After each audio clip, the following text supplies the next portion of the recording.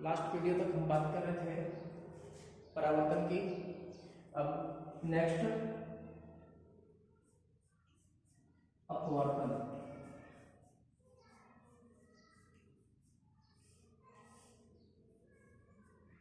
अपवर्तन किसे कहते हैं? जब दो माध्यम हैं,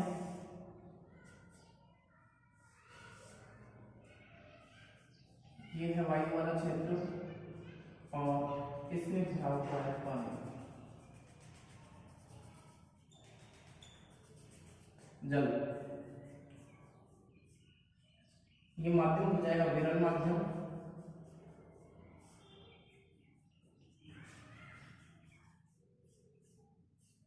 और ये हो जाएगा सघन माध्यम।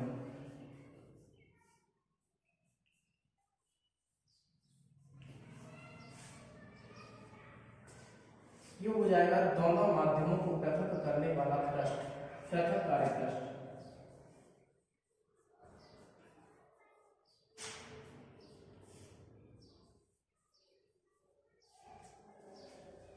अपवर्तन किसे कहते हैं? जब प्रकाश की किरण, ये कोई सूर्य से आने वाले प्रकाश किरण है, इसे कहेंगे आपतित प्रकाश किरण। आने वाली प्रकाश किरण को हम कहेंगे आपतित प्रकाश किरण।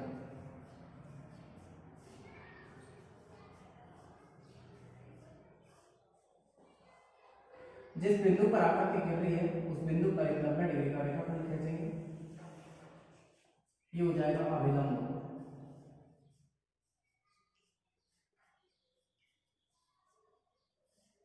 नॉर्मल। जब प्रकाश की किरण एक पारदर्शी माध्यम से दूसरे पारदर्शी माध्यम में प्रवेश करती है तो दोनों माध्यमों को पृथक करने वाला पृष्ठ यानी कि पृथक कार्य पृष्ठ से टकराने के पश्चात वह अपने मूल पथ से विचलित हो जाती है। जब प्रकाश किरण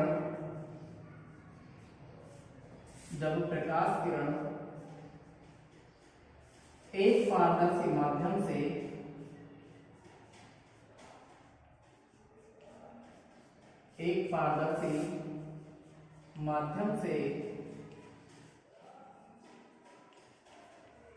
दूसरे पारदर्शी माध्यम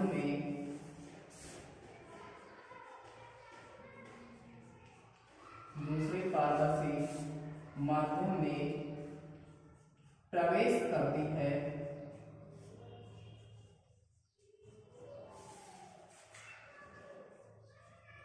तो वह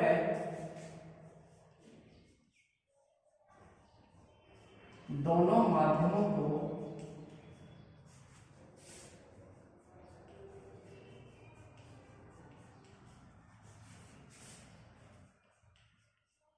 पृथक करने वाले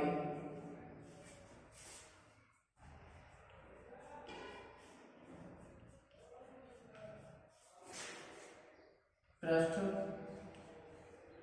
से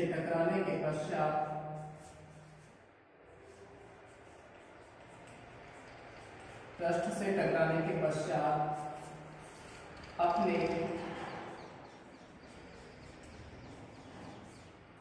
मूल पथ से विचलित हो जाती है। अपने मूल पथ से विचलित हो जाती है।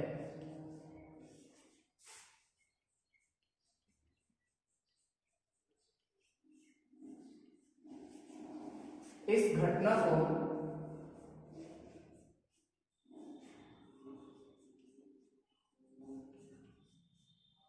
प्रकाश का अपवर्तन कहते हैं। इस घटना को प्रकाश का अपवर्तन कहते हैं। जब प्रकाश किरण एक पारदर्शी माध्यम से दूसरे पारदर्शी माध्यम में प्रवेश करती है तो वह दोनों माध्यमों को पृथक करने वाले पृष्ठ से टकराने के पश्चात अपने मूल पथ से विचलित हो जाती है। इस घटना को प्रकाश का अपवर्तन कहते हैं। तो प्रकाश किरण हम बात कर रहे हैं कि प्रकाश किरण जो है वो विरल माध्यम से आ रही है। विरल माध्यम से आने के पश्चात वो पृथक कार्यपृष्ठ से टकराने के पश्चात वो क्या होगी, सघन माध्यम में प्रवेश करेगी। तो सघन माध्यम में प्रवेश करते समय वह अपने मूल पथ से विचलित हो जाती है। या तो प्रकाश किरण अभिलंब की ओर झुक जाती है या अभिलंब से दूर हट जाती है। तो जब प्रकाश किरण विरल माध्यम से सघन माध्यम में प्रवेश करती है तो वह अपने पृथककारी पृष्ठ से टकराने के पश्चात अभिलंब की ओर झुक जाती है। ये कौन बनेगा, अपवर्तन कोण। ये किरण होगी अपवर्तित किरण।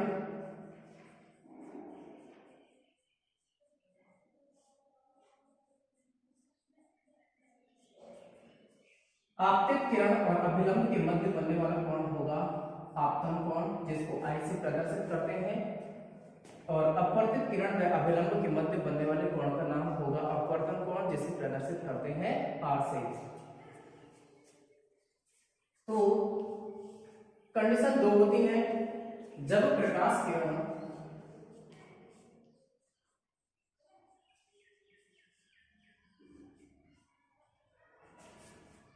विरल माध्यम से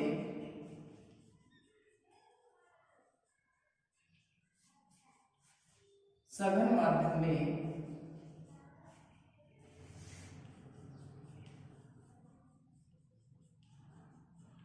प्रवेश करती है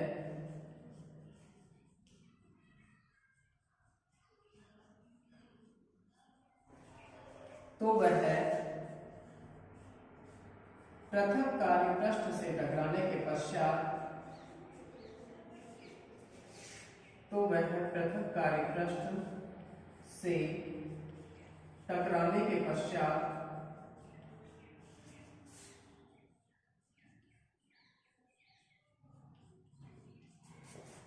अभिलंब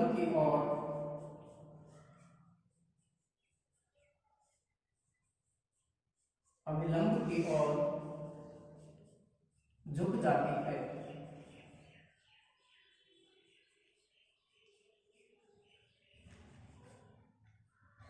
जब प्रकाश किरण विरल माध्यम से सघन माध्यम में प्रवेश करती है तो वह पृथक कार्यपृष्ठ से टकराने के पश्चात अभिलंब की ओर झुक जाती है, क्योंकि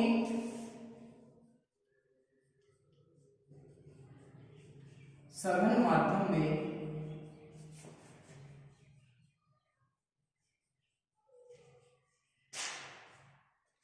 प्रकाश का वेग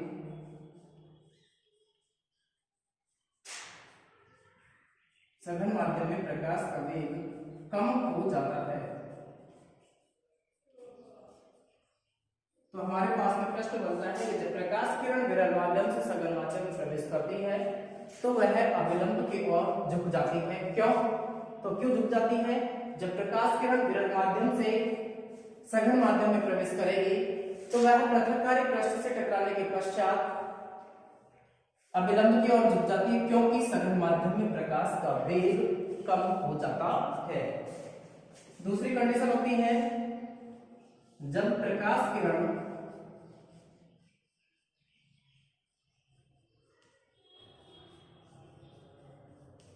सघन माध्यम से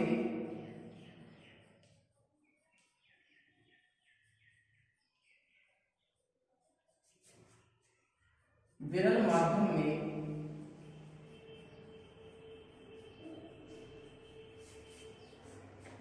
सघन माध्यम से विरल माध्यम में प्रवेश करती है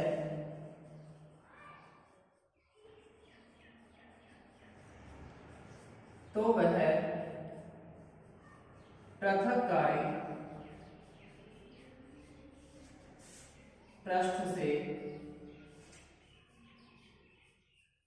टकराने के पश्चात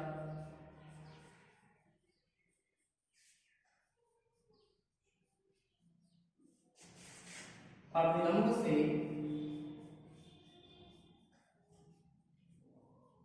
दूर हट जाती है।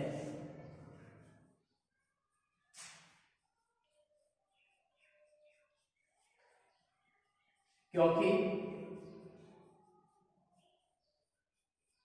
विरल माध्यम में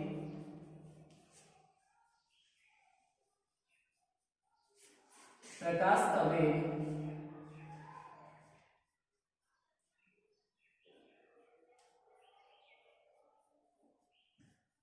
बढ़ जाता है।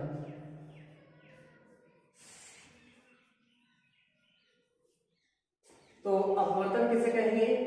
जब प्रकाश किरण एक पारदर्शी माध्यम से दूसरे पारदर्शी माध्यम में प्रवेश करती है तो वह दोनों माध्यमों को पृथक करने वाले पृष्ठ यानी कि पृथककारी पृष्ठ से टकराने के पश्चात अपने मूल पथ से विचलित हो जाती है। इस घटना को प्रकाश का अपवर्तन कहते हैं।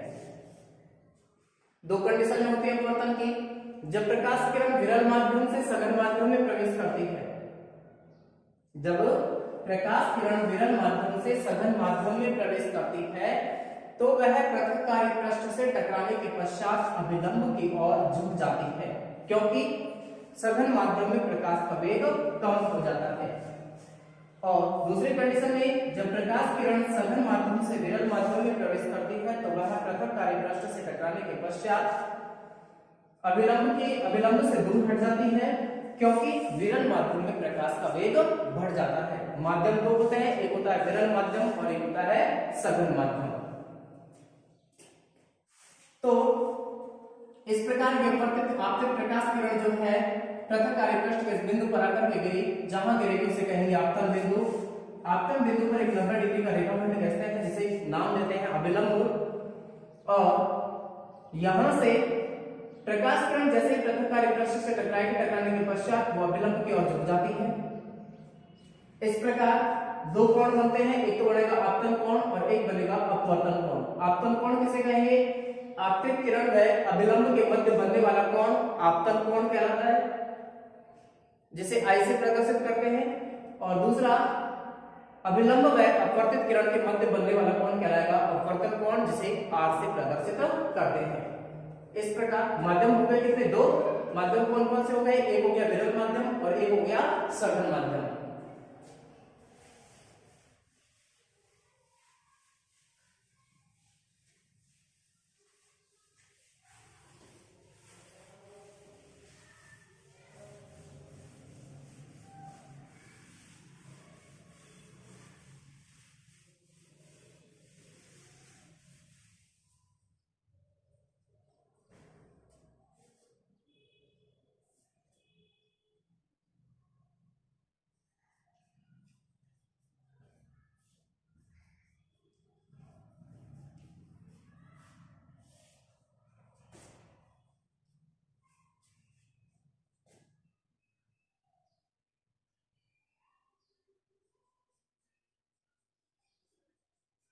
माध्यमों के युग्म में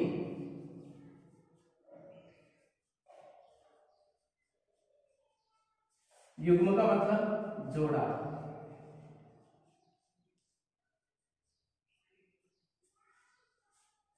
वह माध्यम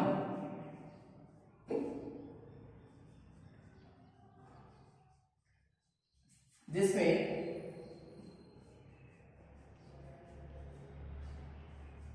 प्रकाश का वेग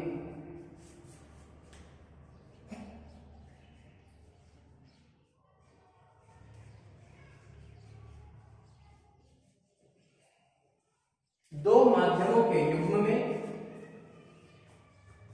यानी कि माध्यमों का युग्म या जोड़ा हो गया पेयर, वह माध्यम जिसमें प्रकाश का वेग अधिक होता है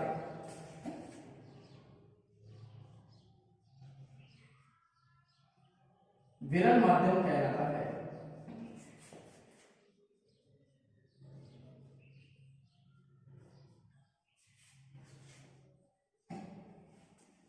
दूसरा हो जाएगा सघन माध्यम।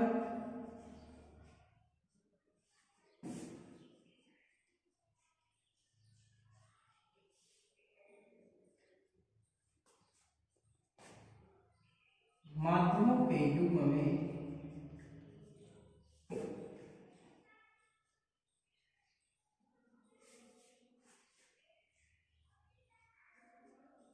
वह माध्यम जिसमें प्रकाश का वेग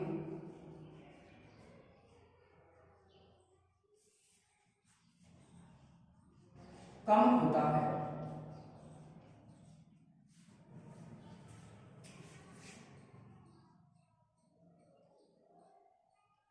सघन माध्यम कहलाता है। ऐसा माध्यम जिसमें प्रकाश का वेग अधिक होता है वो तो कहलाएगा विरल माध्यम, और ऐसा माध्यम जिसमें प्रकाश का वेग कम होता है वो कहलाता है सघन माध्यम।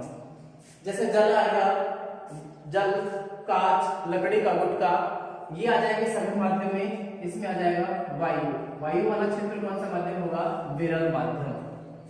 इस प्रकार अपवर्तन किसे कहेंगे? जब प्रकाश किरण एक पारदर्शी माध्यम से दूसरे पारदर्शी माध्यम में प्रवेश करती है तो वह दोनों माध्यमों को पृथक करने वाले पृष्ठ से टकराने के पश्चात अपने मूल पथ से विचलित हो जाती है। इस घटना को प्रकाश का अपवर्तन कहते हैं। अपवर्तन से या अपवर्तन पर आधारित कुछ घटनाएं कौन कौन सी हैं? जैसे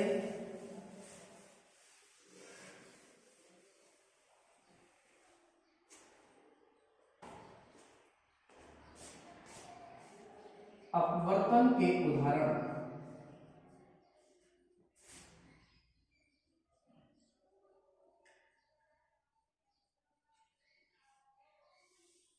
नंबर 1,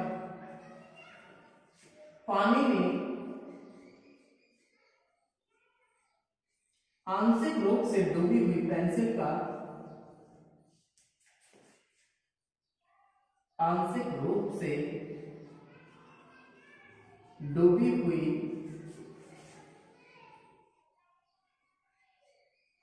पेंसिल का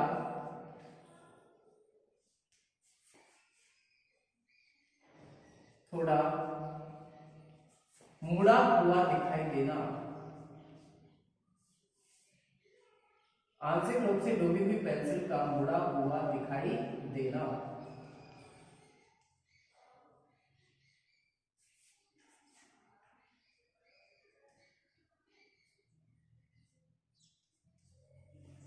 दूसरा, पानी से भरे हुए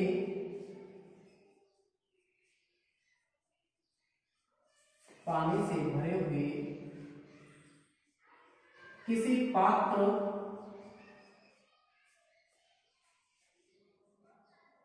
में रखे सिक्के का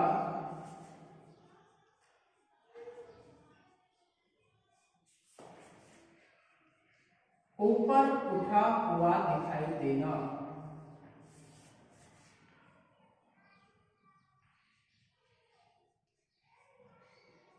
ऊपर उठा हुआ दिखाई देना। नंबर 3, सूर्योदय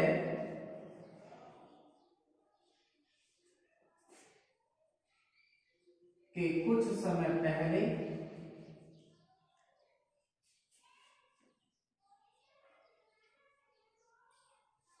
एवं सूर्यास्त के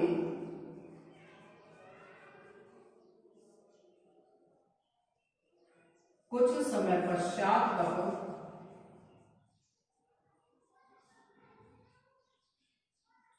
सूर्योदय के कुछ समय पहले एवं सूर्यास्त के कुछ समय पश्चात तक सूर्य का दिखाई देना।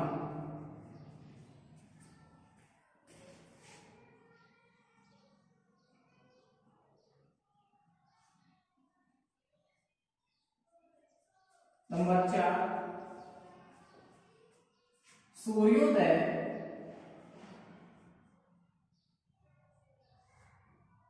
एवं सूर्यास्त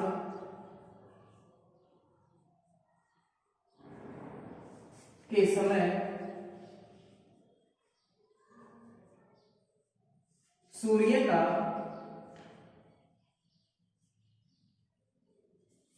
रक्ताभ प्रतीत होना। रक्ताभ यानी लाल रंग।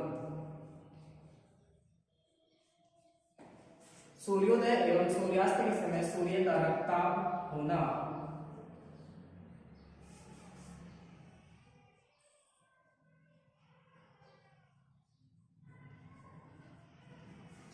नंबर 5, इंद्रधनुष का बनना।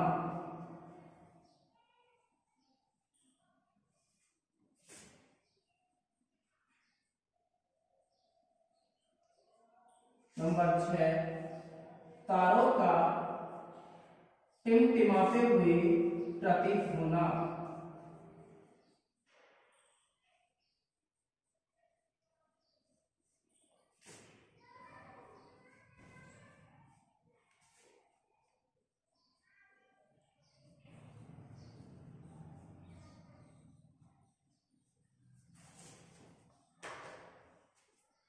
नंबर 7, मृग मरीचिका का बनना।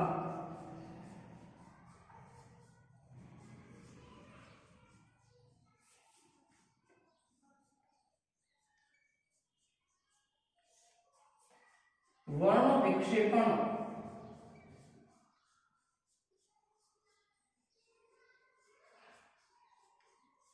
ये अपवर्तन पर आधारित कुछ घटनाएं हैं, जैसे पानी में आंशिक रूप से डूबी हुई पेंसिल का मुड़ा हुआ दिखाई देना। तो पानी में आंशिक रूप से डूबी हुई पेंसिल, तो पेंसिल के डूबे हुए भाग से आने वाला प्रकाश जब सघन माध्यम से विरल माध्यम की ओर प्रवेश करता है, या सघन माध्यम से विरल माध्यम में प्रवेश करता है, तो प्रकाश किरण जैसे ही सघन माध्यम से विरल माध्यम में प्रवेश करेगी तो वो अभिलंब से दूर हट जाती है। जब यह अपवर्तित प्रकाश किरण हमारे नेत्र में प्रवेश करती है तो पानी में आंशिक रूप से डूबी हुई पेंसिल हमें मुड़ी हुई दिखाई देती है। इसी प्रकार पानी से भरे हुए किसी पात्र में रखे हुए सिक्के का ऊपर उठा हुआ दिखाई देना, पानी से भरे हुए किसी पात्र में कोई रखा सिक्का, तो प्रकाश किरण पहले विरल माध्यम से सघन माध्यम में जाएगी, सघन माध्यम में जैसे वो प्रवेश करेगी तो सिक्के से टकराने के पश्चात सिक्के से टकराकर वापस आने वाली प्रकाश किरण सघन माध्यम से विरल माध्यम में जब प्रवेश करती है तो विरल माध्यम में प्रवेश करने के पश्चात प्रकाश किरण अभिलंब से दूर हट जाती है। यह अपवर्तित प्रकाश किरण जब हमारे नेत्र में प्रवेश करती है तो सिक्का उसकी वास्तविक पोजीशन से ऊपर उठा हुआ दिखाई देता है या प्रतीत होता है। सूर्योदय के कुछ समय पहले एवं सूर्यास्त के कुछ समय पश्चात तक सूर्य का दिखाई देना। जब सूर्योदय